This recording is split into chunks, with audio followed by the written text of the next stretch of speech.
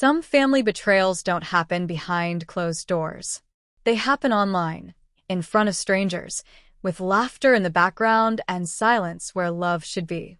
I am Izu, and this is the story of a 24-year-old girl named Lena Moore, and how the people who were supposed to protect her became the ones who hurt her the most. The whole thing began on my mother's birthday, a day that should have been about celebration but never really was for me. Family events always followed the same pattern. While everyone else relaxed, laughed, and enjoyed the moment, I ended up doing the work. That afternoon, I was stuck in the kitchen, scrubbing dirty plates, rinsing greasy pans, and setting the dining table while my family lounged in the living room. No one offered to help. No one even looked my way. It was like this was simply expected of me. My younger brother Eli, who was 22 at the time, sat on the couch with a smirk on his face. His phone was in his hand, angled just enough that I didn't notice what he was doing. I had no idea he was secretly recording me while I cleaned. Hours later, after the party was over and I finally had a moment to breathe, my phone buzzed hard in my pocket. Then again. And again. A friend messaged me in a panic, telling me to check social media immediately. Confused, I opened the app, and my stomach dropped. There it was. A video of me cleaning the kitchen. Eli had posted it publicly. The caption was cruel, mocking me and calling me a failure. It said my parents had messed up by having me. My chest tightened as I scrolled. What hurt even more was seeing my mother react to the post. She had liked it. In the background of the video, I could hear my father laughing. I felt sick. My own family had turned my humiliation into entertainment for strangers. I confronted my mom right away, hoping she'd defend me or at least admit it was wrong. Instead, she shrugged and said it was just a joke. My dad didn't even bother to look up from what he was doing. That was the moment everything changed. I grabbed my keys, my heart pounding so hard it hurt, and walked out. I didn't yell. I didn't argue. I just left, promising myself I wouldn't come back. That night, I stayed at my grandmother Ruth's house, sitting in silence while everything I thought I knew about my family fell apart.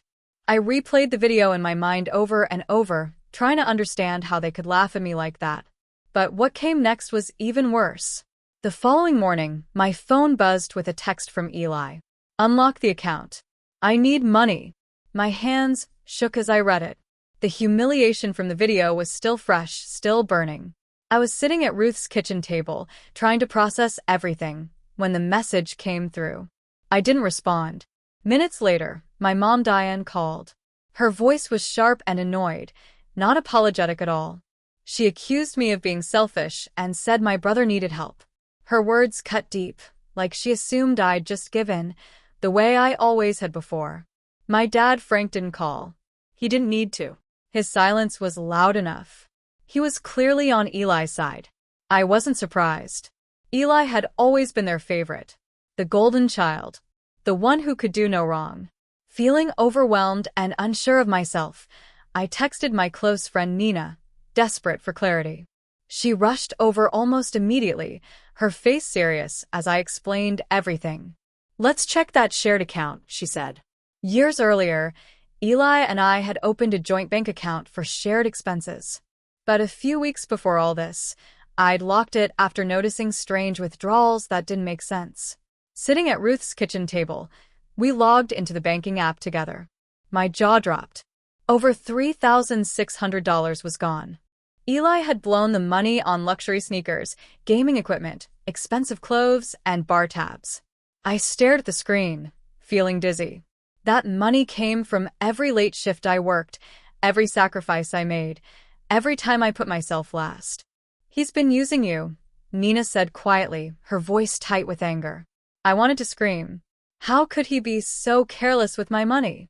I thought about all the nights I worked overtime, all the things I went without just to save. I called Eli, forcing my voice to stay steady, even though I was shaking. Why did you spend my money?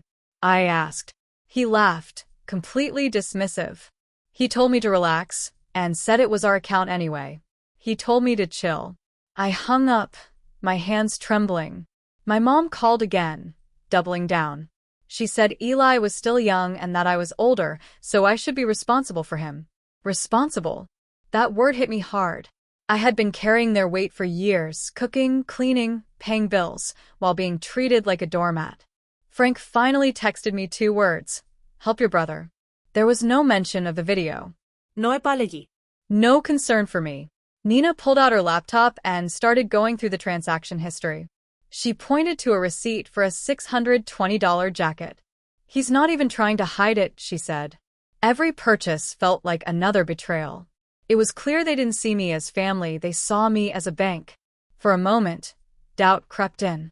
I wondered if I was overreacting, if maybe I had done something to deserve this. Nina noticed immediately. You don't owe them anything, she said firmly. They're taking advantage of you. I turned to my grandmother Ruth, who had been listening quietly. Her eyes were sharp but filled with sadness. You've been too good to them for too long, she said. They've leaned on you for years, and it's time you stopped letting them. Her words grounded me.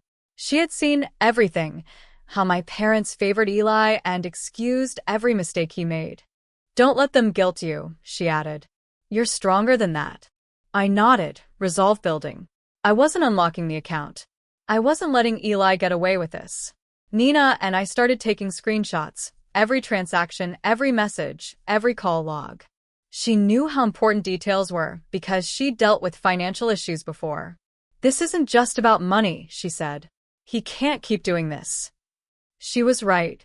This was about respect. By midday, I sent Eli a final message telling him the account would stay locked until he paid me back. He didn't reply. Instead, my mom called again, furious, accusing me of tearing the family apart. I held the phone away from my ear as she shouted. They had torn the family apart the moment they mocked me online. Frank sent another message, colder this time, telling me to fix the situation. Ruth placed a steady hand on my shoulder. You don't have to fix their mess, she said. Nina was already drafting an email to the bank to flag the suspicious activity. She promised we'd figure it out, but a sense of dread settled in my chest. If Eli could do this, what else were they hiding? That night, Nina sent me an urgent message. He's doing it again. She included a link. My stomach churned as I clicked it. There was a new post. Eli had shared pages from my old journal, pages I'd written when I was 16, filled with dreams of becoming a writer. His caption was brutal, mocking my hopes and saying I'd never amount to anything. Strangers flooded the comments, tearing me apart. My face burned with shame, but my anger burned hotter. He had gone through my private thoughts and used them to humiliate me all over again. I called Nina, my voice shaking, asking how he even got my journal. She didn't know, but she was furious. Then it hit me. My journal was still in my old bedroom at my parents' house. Along with it was a keepsake music box from my late grandmother, something I treasured deeply. Panic set in. Had Eli taken more than just my words? I texted my cousin Mark, who lived nearby, asking him to check my room. He agreed immediately. I barely slept that night, dreading what else might be missing. By morning, I knew one thing for sure. This was only the beginning. Something bigger was looming, and I knew I couldn't ignore it. By Thursday morning, I was sitting with my grandma Ruth in her warm, sunlit dining room. My mind kept replaying Eli's latest stunt, taking my journal and that little silver music box I treasured. I couldn't stop thinking about how my family had turned against me. I told Ruth everything about the lies, the theft, the humiliation.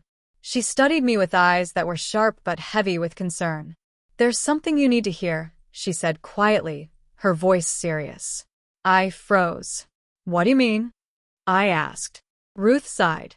Last year, your mom Diane borrowed money from your aunt, claiming it was for your college tuition. But you had already paid for school yourself. I felt my heart pound. I had worked 2 jobs through college, scraping by to avoid debt. My mom had used my name to get money, behind my back. It hit me like a punch to the gut. Why didn't you tell me sooner? I demanded, my voice trembling. I didn't want to hurt you, Ruth said softly. But after the video, the money gone, the journal, I couldn't stay silent.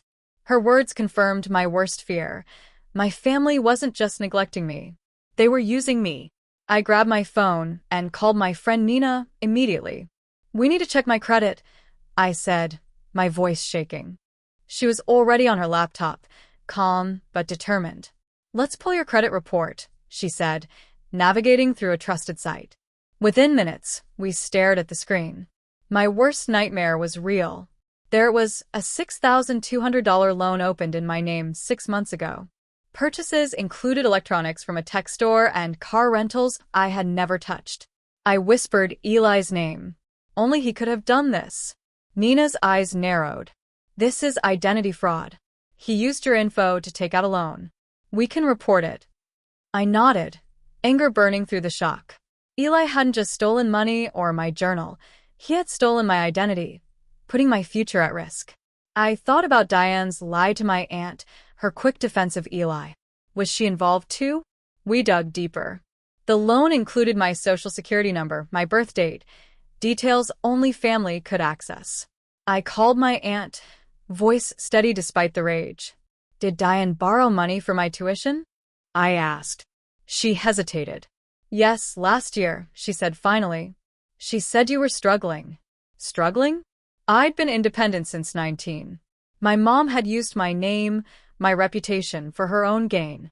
Nina started pulling together evidence, bank statements, screenshots of Eli's texts demanding money, the credit report itself. We need everything to build a case, she said firmly. I agreed. I wasn't just fighting over $6,200. I was fighting for my dignity. Ruth handed me an old text from my aunt confirming Diane's story. Use this, she said. They can't hide from the truth.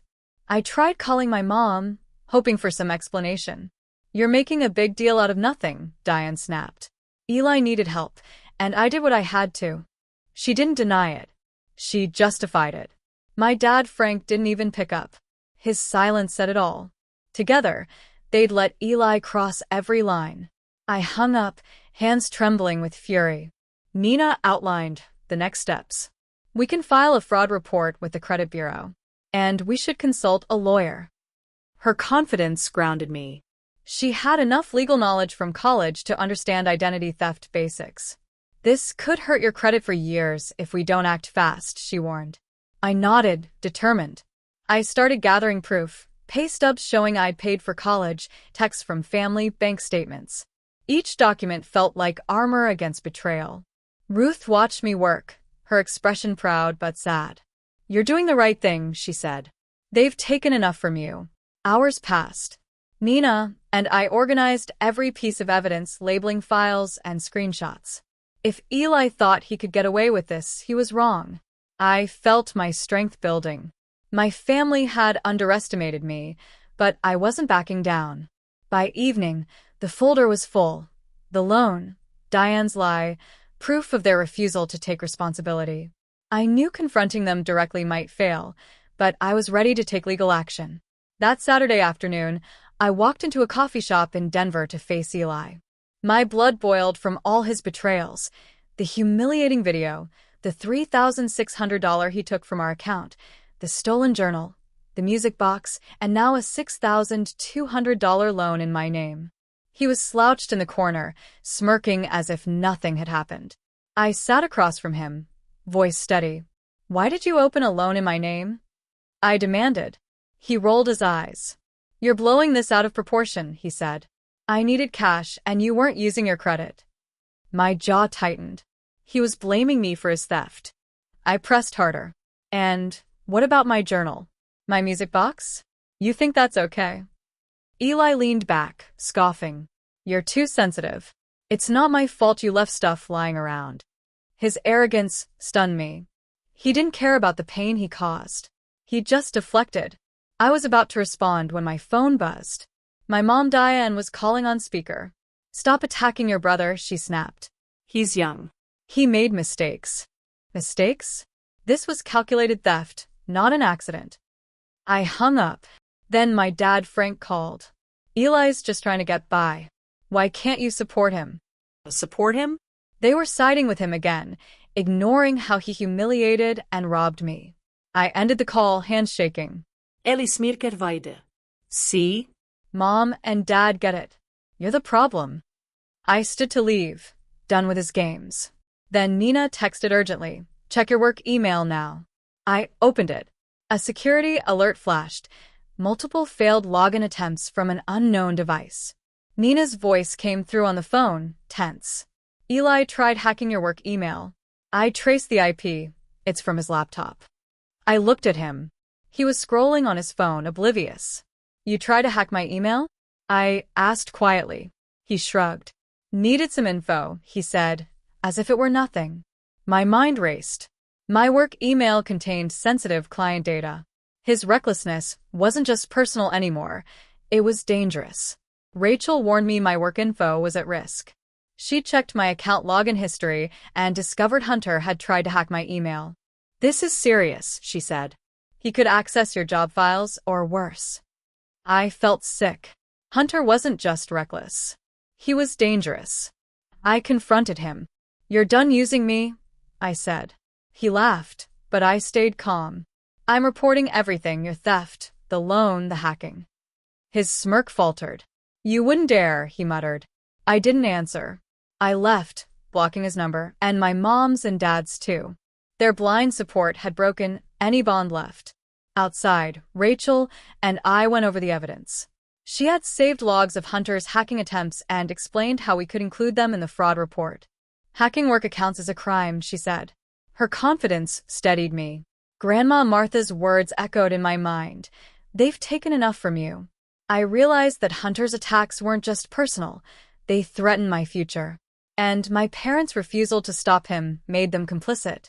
By Monday, we had all our evidence ready and sat with a lawyer, Ms. Carter. Screenshots of Hunter's posts, his $5,500 loan, his stolen journal, and my mom's lies lay in front of us.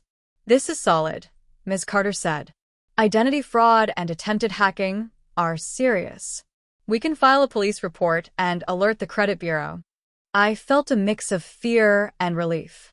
Rachel explained the timeline of events, including how my mom had enabled Hunter. Ms. Carter raised an eyebrow. We'll include her deception too. Back at Grandma Martha's, I found an old email from my mom, admitting Hunter needed more support and that I was too harsh. My stomach sank. She had been defending him deliberately. I showed it to Martha. You're not to blame, she said firmly. Let the law handle them. Her support grounded me. The next day, Rachel and I filed the police report. I recounted everything. The $3,000 Hunter had taken, the $5,500 loan, the stolen music box, the hacking attempts. The officer nodded grimly. Identity theft is a felony. Hearing that word made it real. Hunter wasn't just reckless, he was a criminal. My parents, by covering for him, had enabled it. Word spread fast. My aunt was furious about my mom's loan lies. Cousins and relatives began cutting ties with my parents. Kenneth texted, "You're ruining us." I didn't reply. Rachel continued helping me secure my accounts and freeze my credit, ensuring no further damage. By Wednesday, the police confirmed the investigation into Hunter. Ms. Carter said the evidence was strong. A month later, I moved into my own small apartment near a city park. With Grandma Martha and Rachel's support, I felt free. Hunter faced charges for the loan and hacking, while my parents' reputation crumbled. I applied for a job at a local publishing house. Rachel proofread my resume, and I finally felt like I was building my own life. Each betrayal, Hunter's theft, mocking posts, the stolen journal, the loan, the hacking, and my mom's lies, had pushed me to this point. I'd learned that some family ties are toxic. Setting boundaries wasn't selfish. It was survival. I'd lost my parents and brother, but I'd gained self-respect. Rachel and I sat on the bare floor of my new apartment, surrounded by unpacked boxes. "You're stronger than you think," she said. I smiled, the weight of her words lifting some of the heaviness I'd carried for years. Later, I got a text from Logan, inviting me to a cousin's barbecue. "Families aren't just blood," he wrote. He was right. Martha, Rachel, and Logan were the family I chose, loyal and real. Hunter's legal trouble was moving forward. Ms. Carter explained he could face fines or even jail, depending on the evidence. I didn't wish him harm, but I needed him to be held accountable. My mom, Carol, sent one last email begging for forgiveness. "We're still your parents," she wrote. I deleted it without a second thought. Kenneth never reached out, his silence confirming his choice. I was done seeking approval from them. My apartment wasn't fancy. It was small with sparse furniture and my savings were limited, but it was mine, built on my rules. At night, I returned to writing, inspired by the journal Hunter had mocked. My dreams hadn't died. I refused to let him take them. Martha's words echoed in my mind. You're free now. Freedom wasn't just a new address. It was choosing myself. Unpacking my music box, the soft Claire de Lune melody filled the room. Years of bending to family demands, chasing their love, had drained me. I realized cutting ties, though painful, was necessary. Protecting my dignity mattered more than keeping toxic relationships. I had built a life with people who valued me, Rachel, Martha, Logan, and that was worth everything. I was finally free, no longer defined by betrayal, but by the strength I had found within myself.